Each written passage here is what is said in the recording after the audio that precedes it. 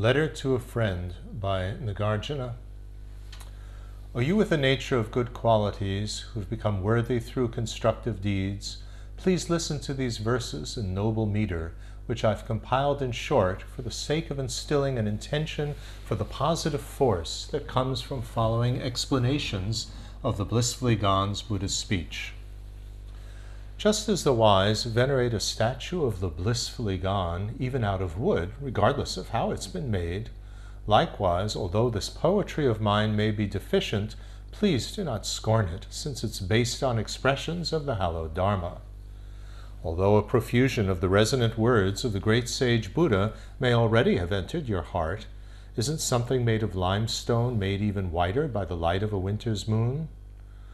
The Triumphant has proclaimed 6 objects for continual mindfulness: the Buddhas, the Dharma, the Sangha, generous giving, ethical discipline, and the gods. Be continually mindful of the massive good qualities of these. Always entrust yourself with body, speech, and mind to the 10 pathways of constructive karma. Turn away from intoxicants and likewise delight as well in livelihoods that are constructive. Having realized that possessions are transient and lack any essence, be generous in a proper manner toward monks, Brahmins, the poor, and your kin. For the hereafter there's no better friend besides generosity. You must entrust yourself to ethical disciplines that are not compromised, not debased, not corrupted, and not transferred. It's been said that ethical discipline is the foundation for all good qualities, as is the earth for everything moving or unmoving. Generosity, discipline, patience, perseverance, mental stability, and likewise discriminating awareness are the immeasurable far-reaching attitudes. Expand them and make yourself into a powerful Lord of the Triumphant who has reached the far shore of the ocean of compulsive existence. Any family in which the father and mother are honored will be together with Brahma and together with teachers. They'll become renowned for honoring them, and afterwards as well will attain rebirths of higher status. When one gives up causing harm, thieving, sexual activity, lying, alcohol, and attachment to eating when it's not time, delight in high beds and seats, songs, dance, and all sorts of jewelry, and takes on these 8 branches that emulate the ethical discipline of liberated arhats, these one-day precepts will bestow on men and on women an attractive body of a desire realm god. View as enemies stinginess, guile, pretense, attachment, lethargy, false pride, lust, hatred, and conceit over greatness of caste, physique, education, youth, or power.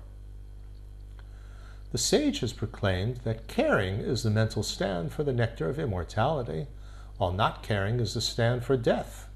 Therefore, to boost your constructive Dharma measures, you need to have a caring attitude always through being appreciative.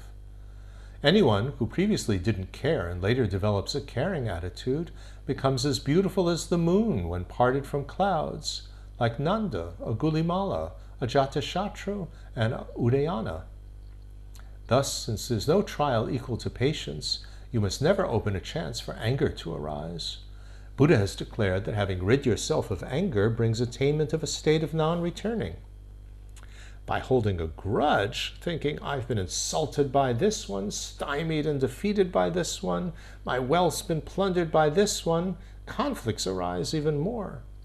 Whoever rids himself of grudges goes to sleep at ease. Know that thoughts may be like figures drawn on water, on earth, or on stone. Among them, it's best for those with disturbing emotions to be like the first, while those with wishes for the Dharma to be like the last.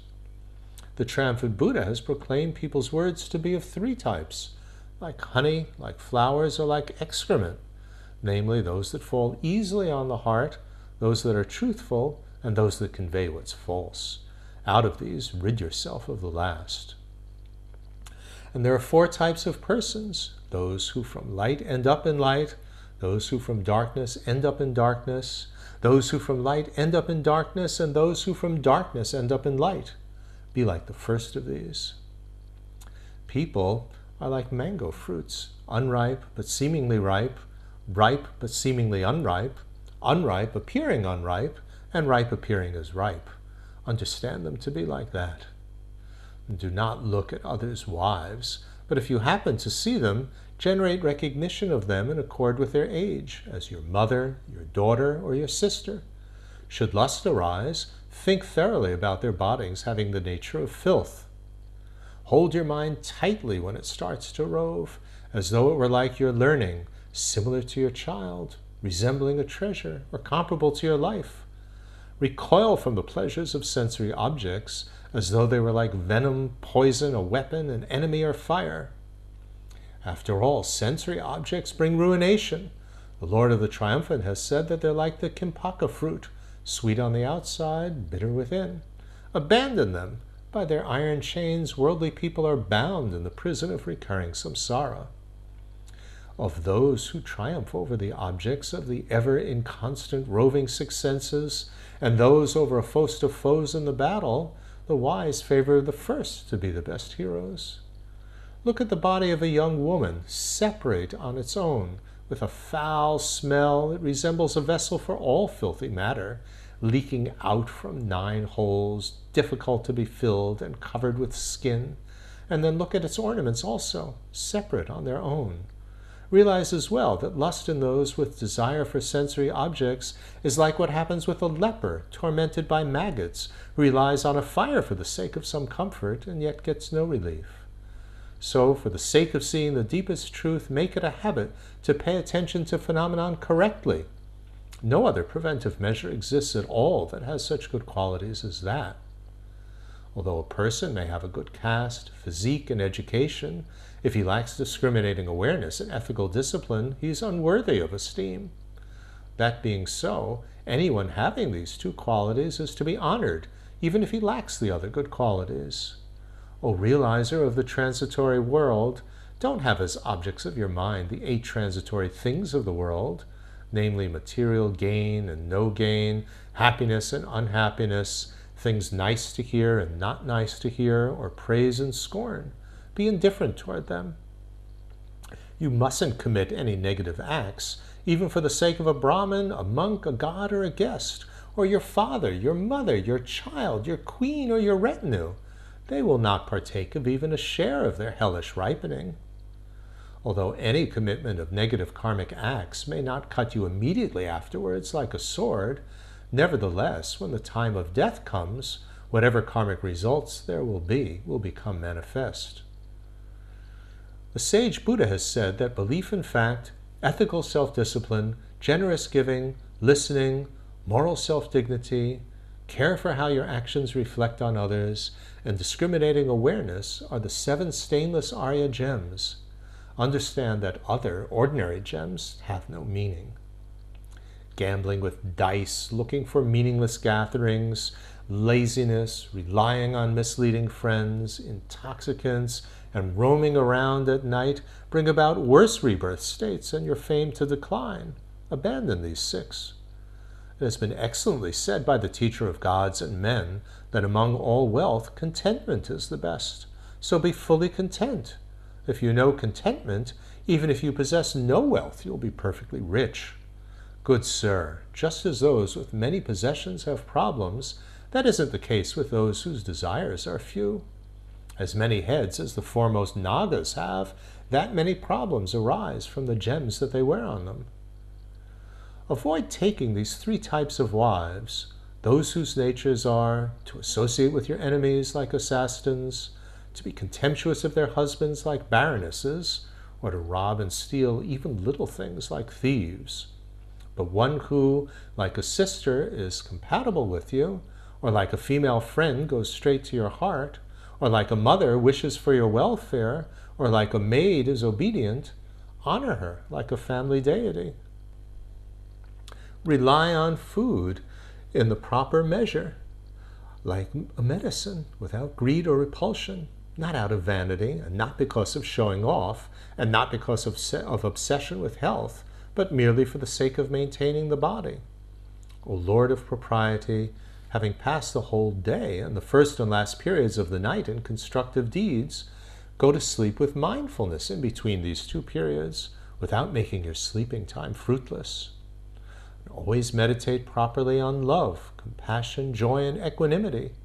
Even if you do not receive like that the highest goal, nirvana, you will at least attain a Brahma realm's bliss. By means of the 4 dhyana states of mental constancy, which rid you of the experience of desire realm objects, physical joy, mental bliss, and suffering, you achieve fortune equal to the gods of the celestial realms of the Brahmas, brilliant light, full virtue, and the greatest fruit. The mightiness of karmic actions, whether constructive or destructive, derives from 5 aspects: their frequency, the motivating emotion adhering to them, the absence of opposing forces, the benefit or harm created by the basis at whom they're aimed, and the major good qualities possessed by that basis. Therefore, make effort in constructive behavior having these 5. Just as a few grams of salt can transform the taste of a small quantity of water, but not that of the Ganges River, realize that minor negative karmic actions are in fact like that with respect to vast roots of constructive force. Flightiness of mind and regret, ill will, foggy-mindedness and sleepiness, desirous intense and indecisive wavering, realize that these 5 obstacles are the thieves that plunder the gems of constructive behavior. Belief in fact, joyful perseverance, and mindfulness, absorbed concentration, and discriminating awareness are the 5 supreme Dharma measures. Strive after them. These are known as the forces and the powers, and also what brings you to the peak. I've not gone beyond sickness, old age, or death, or being parted from what's pleasing, or beyond what my karma will do to me. Through the gateway of its antidote, repeatedly thinking like that, you won't become smug. If you desire higher rebirth status or liberation, make into a habit a correct view. For persons having a distorted view, even good deeds will all have unbearable ripening results. Therefore, know that people in actuality have no happiness, are not permanent, do not have a self, and are not clean. Those not having those 4 close placements of mindfulness regard people in the 4 reverse ways and thereby are devastated. It has been said that forms are not the self is not the possessor of forms, a self does not abide in forms, and forms do not abide in a self.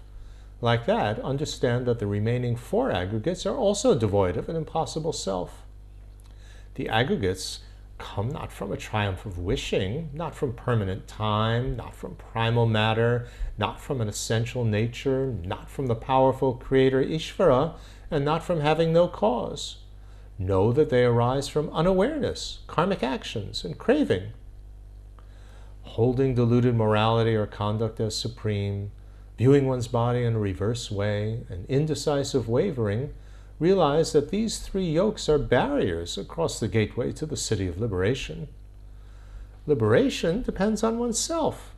In this, since there's nothing to be gained through assistance from others, make effort in realizing the 4 truths through gaining possession of listening, discipline, and stability of mind. Always train in higher ethical discipline, higher discriminating awareness, and higher mental concentration. The 100 plus 100 and 50 plus 3 monastic trainings constitute the first higher training, and the 3 higher trainings are fully gathered in it. O powerful Lord, the blissfully gone Buddha has indicated that mindfulness of the characteristic behavior of the body is a singular path to traverse. Holding it tightly, safeguard it well. Through a decline in mindfulness, all Dharma measures fall apart. Many things can damage your life. It's more impermanent than a bubble on a river tossed by the wind. Any respite from death you may have, to breathe out after breathing in and to waken after having fallen asleep, that's utterly amazing. The end point of the body is to wind up as ashes, or to wind up dried out or putrefied, or in the end to become excrement. Realize that having no essence, it's something that'll be consumed, desiccate, rot, or be chewed into bits. If even the earth, Mount Meru, and the oceans, these physical bodies will burn up through the shining of 7 suns, so that not even their ashes will remain, what need is there to mention something extremely frail, like the body of a man? Thus all these things are impermanent. without a solid soul. They're not a refuge, not a protector, and not a resting place. Therefore, highest of men, you must develop disgust for recurring samsara. It has no essence, like a plantain tree. Since even more difficult than the meeting of a turtle and the hole in a solitary yoke located on the ocean is the attainment of a human state from that of a creeping creature, make that attainment with human faculties be fruitful through practicing the hallowed Dharma. Even more foolish than someone who uses a golden vessel adorned with gems to collect his vomit is someone who, having been born as a human, performs negative deeds. Now you possess the four great wheels. You live in a land that's conducive for Dharma. You rely on hallowed beings. By nature you're prayerful. And in the past as well you've built up positive force. Sage Buddha has said that reliance on a spiritual master brings complete fulfillment of a spiritual life. Therefore, rely on hallowed beings. So many have attained the peace of nirvana by having relied on the triumphant ones. But rebirth as someone holding a distorted antagonistic outlook, as a creeping creature, a clutching ghost, or in a joyless realm, or rebirth where the words of the triumphant are absent, or as a barbarian in a savage border region, or stupid and dumb, or as a long-lived god, rebirth as any of these are the eight faulty states that have no leisure. But having found leisure, being parted from them, make effort for the sake of turning away from further rebirth. Good sir, develop disgust for recurring samsara, the source of manifold suffering, such as the poverty of getting the things that you want, death, sickness, old age, and more. Listen to even just some of his faults. Since a father can be reborn with the status of a son, a mother with the status of a wife, those who had been enemies with the status of friends, and the reverse situation can occur as well. Because of that, there's no certainty at all in samsaric states. Each being has drunk more milk than in all the four oceans, and still with the succeeding samsaric rebirths of ordinary beings, there's a much greater amount than that to be drunk. For each being, the pile of their own bones would have been an amount equal to Mount Meru, or would have surpassed it. And with pellets merely the size of the stone of a juniper berry, there's not enough earth, in fact, for counting how many times each being has been each member of each one's maternal lines. Having become an Indra fit to be honored by the world, you fall back again upon the earth through the power of karma. Even having changed to the status of a universal Chakravartin king, you transform into someone with the rank of a servant in samsaric states. Having for a long time experienced the pleasure of the touch of the breasts and hips of maidens of the higher rebirth realms, once again you'll have to entrust yourself to the unbearable touch of the implements for crushing, cutting, and subjugating in the hells. Having dwelled for long on the heights of Mount Meru, with the most bearable pleasure of bouncing at the touch of your feet, once again you'll be struck with the unbearable pain of wading through smoldering embers and a putrefying swamp. Think about that. Having been served by maidens of higher rebirths and having frolicked, staying in pleasurable and beautiful groves, once again you'll get your legs, arms, ears, and nose cut off through grove-like places having leaves like swords.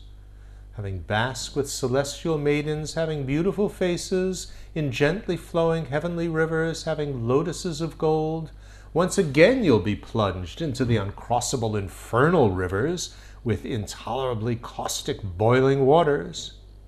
Having attained the extremely good pleasure of the desirable sense objects of the celestial realms, and the pleasures of the state of a Brahma, which are free of attachment, you'll have to entrust yourself once again to an unbroken continuum of sufferings from having become the fuel of the flames of a joyless realm of unrelenting pain. Having attained the status of a sun or a moon with the light of your body illuminating countless worlds, once again you'll have arrived in the gloom of darkness and then won't see even your outstretched hand.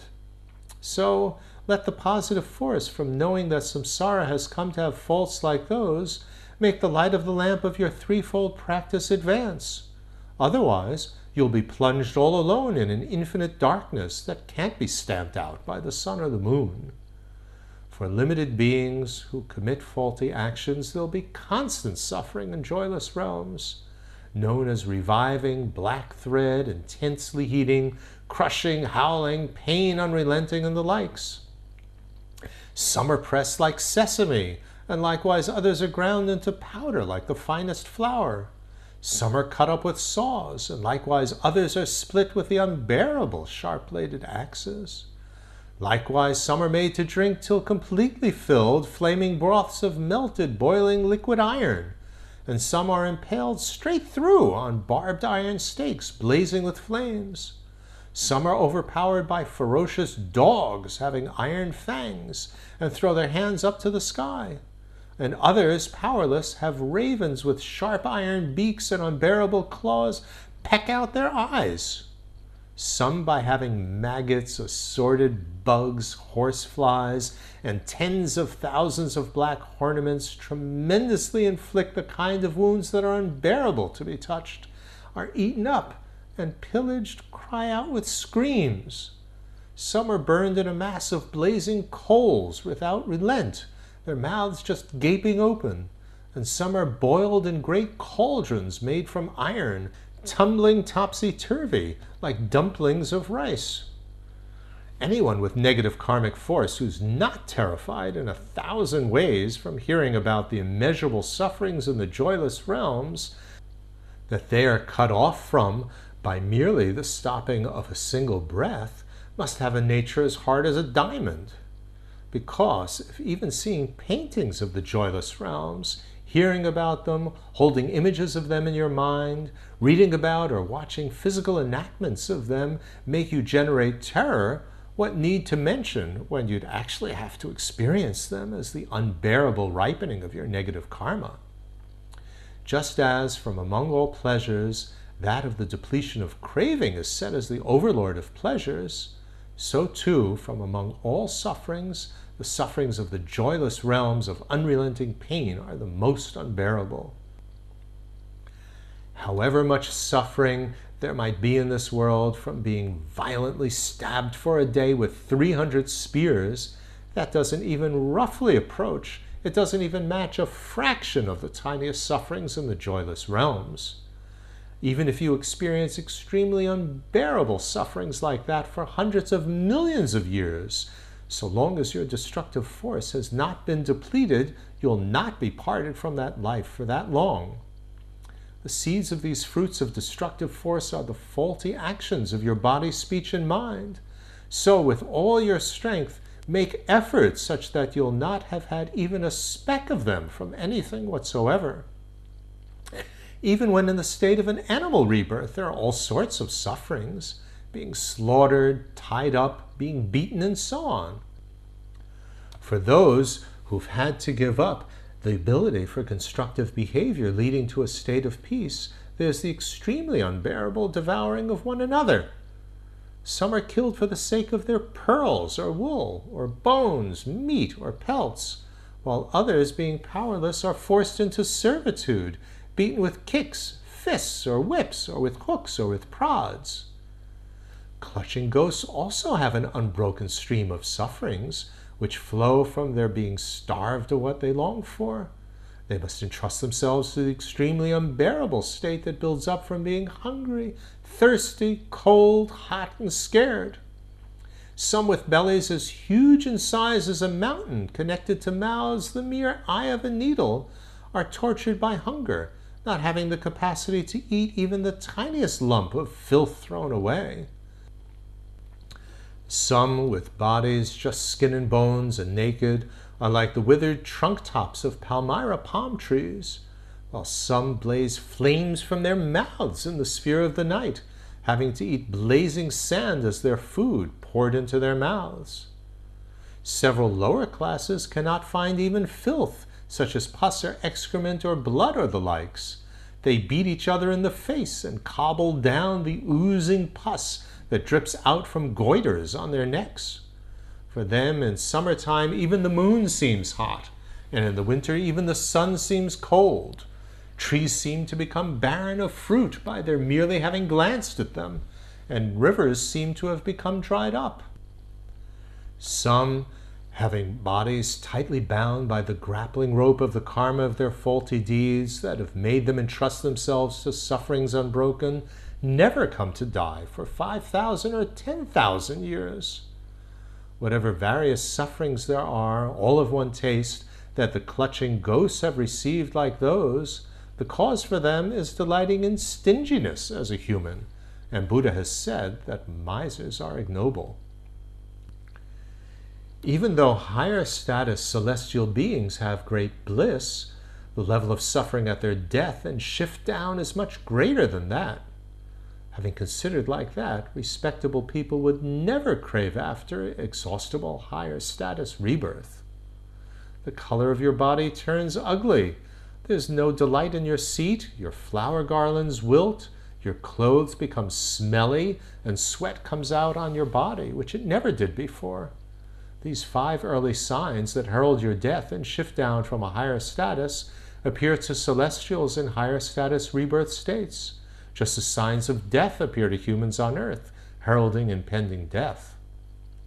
If, at the shift down from the celestial worlds, they've no remainder left at all of constructive force, they transform thereafter without control to a rebirth state as a creeping creature, a clutching ghost, or a being trapped in a joyless realm, whichever it may be. The would-be divine also have great mental suffering because of hostility by nature toward the glory of the celestial ones.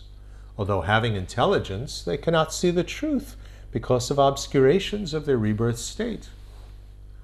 Since recurring samsara is like that, there's no wonderful rebirth as a celestial, a human, a joyless realm being, a clutching ghost, or a creeping creature. So know that rebirth is something that turns out to be no more than a vessel for numerous harms. So even if a fire has suddenly broken out on your head or your clothing, give up trying to cast them off, and make effort instead for the sake of trying to extinguish further compulsive rebirth. There's no other necessity more superior than that. With ethical self-disciplines, discriminating awareness, and mental stability, attain a high state of nirvana, pacified, tamed, and without any stains, with no aging, no dying, and never depleting, parted from earth, water, fire, and wind, sun, and moon. Mindfulness, differentiating awareness of phenomena, perseverance, joy, a sense of fitness, absorbed concentration, and equanimity, these 7 are the branch causes for a purified state. They're the network of constructive factors to bring about an attainment of nirvana. Without discriminating awareness, there can be no mental stability. And without mental stability as well, there can be no discriminating awareness. But anyone having both of them will be able to make the ocean of their compulsive existence like a puddle in the hoofprint of an ox. Buddha, the kinsman of the sun, has declared that there are 14 questions for which he wouldn't specify an answer to the world. Whatever they are, don't think about them. A mind that's concerned about them isn't one that can pacify suffering. From unawareness, karmic impulses come forth. From them, consciousness. From that, name and form. From them, the cognitive stimulators are caused, and from them contacting awareness, the able sage has declared. From contacting awareness, feelings of a level of happiness originate. On the basis of feelings, craving comes to arise. From craving, an obtainer emotion or attitude comes to develop. From that, a survival impulse, and from a survival impulse, rebirth. When rebirth has occurred, then an extremely great mass of sufferings will have arisen, such as sorrow, sickness, aging, deprivation of what we desire, and fear of death. But by stopping rebirth, all of these sufferings will have been stopped. This dependent arising, this most cherished gem and the treasure of the Triumphant One's proclamations is profound. Whoever sees it correctly sees the Buddha, the supreme knower of reality. Right view and livelihood and effort, Mindfulness and absorbed concentration, speech and boundary of actions, and right thought are the 8 branches of a pathway mind. You need to meditate on them for the sake of bringing yourself the peace of nirvana. This rebirth is suffering. That which is called craving is the wide-ranging originator of that. The stopping of this is liberation, and the pathway mind for the attainment of that is 8-fold, those branches of an Arya's pathway mind. With a being like that, you need always to strive for the sake of seeing the 4 truths of the Aryas. Even householders in whose laps rests glory can ford across the rivers of the cognitive and emotional mental obscurations. Whoever has made the Dharma manifest in themselves, they're not in fact beings who've fallen from the sky. They aren't beings who've sprung up like crops from the womb of the earth. They were merely ordinary people before, who were dependent on their disturbing emotions and so on. What need to counsel you more, fearless one? The most important advice that's of benefit is this: tame your mind. The vanquished master has proclaimed, mind is the root of all preventive measures of Dharma. Whatever guidelines there are for you in those words would be difficult even for a monk to carry out perfectly. So try to make as the essential nature of your conduct whatever aspects of these that you can, and by entrusting yourself to the good qualities coming from that, make this lifetime meaningful. Then, having rejoiced in all the constructive deeds of everyone, and dedicated fully for the sake of attaining the state of a Buddha, the 3 aspects of your own good conduct as well, and then with this stockpile of positive force from that, you've mastered all the yogas and countless rebirths in the worlds of the gods and of men, and have nurtured numerous wretched beings with the conduct of an Arya Avalokiteshvara, then, having taken a final rebirth and rid yourself of sickness, old age, desire, and anger, make that lifetime immeasurably long as a guardian for the world, like the vanquishing master Amitabha in his Buddha field. Then, having spread throughout the celestial realms, space, and on the face of the earth, the stainless great fame of discriminating awareness, ethical discipline, and generous giving, and subsequently having attained the powerful state of a triumphant one, which for men on the earth and celestials in higher status realms completely and definitely quiets down their taking delight in pleasures with outstanding young maidens and other delights, in other words, which for the masses of limited beings wretched through their disturbing emotions, quells their fears, their births and their deaths, then attain the high rank which is beyond the perishable world, name only, fearless in its peace, unaging, never possessing a flaw.